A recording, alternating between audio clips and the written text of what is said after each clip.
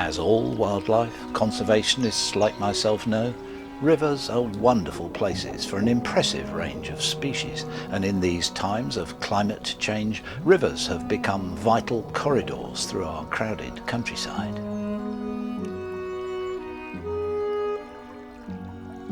Insects and fish, water voles and fish-eating birds all rely on rivers for survival, so when our treasured waterways start to die, it's time to worry.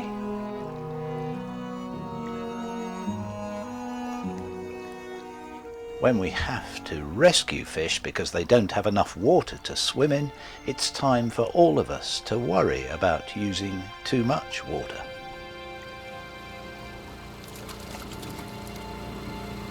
Less flow means less weed growth and fewer river flies, and research has revealed a frightening collapse in numbers of these vital insects in many waterways. There's still quite a few here, so we're going to be, it's not single figures, is it? So, and yet there's not going to be 100. Low flows lead to degraded habitat, silt contributing to dramatic declines in the numbers of salmon visiting many of our rivers to spawn. As a result, they're failing the government's conservation targets. So surely salmon should be just as protected as these predatory fish-eating cormorants.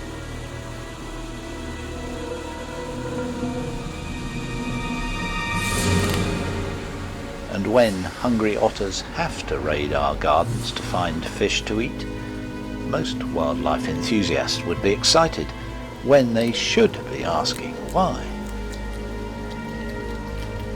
Sadly, this desperate otter was killed on the road outside our garden.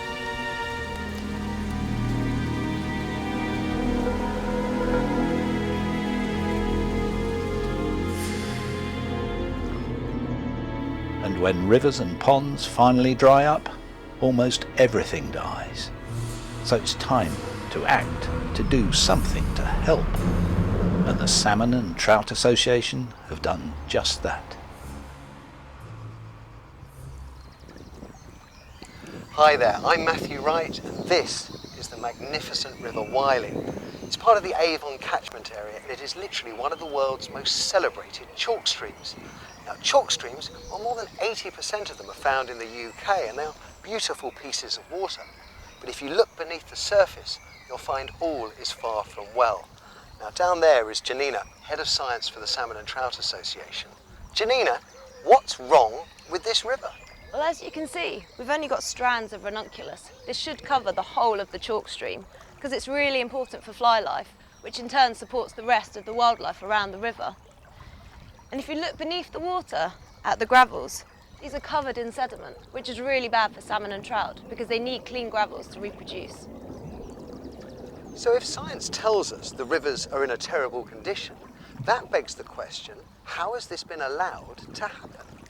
Well, one man who knows the answer is the CEO of the Salmon and Trout Association, Paul Knight. Hi Matthew.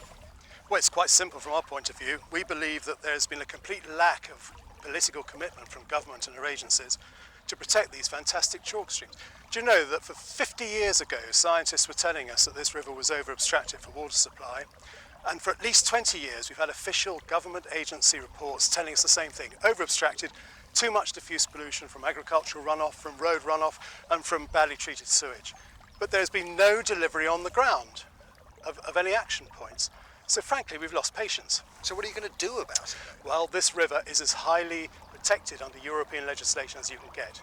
So we're going down the legal route, and we've commissioned an environmental lawyer, Guy Lindley-Adams, and he's acting on our behalf.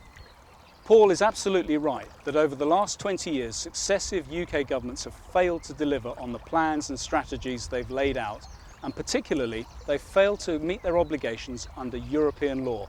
The Habitats Directive applies the strictest possible nature conservation protection to rivers like the River Wyly, which is part of the Hampshire-Avon catchment.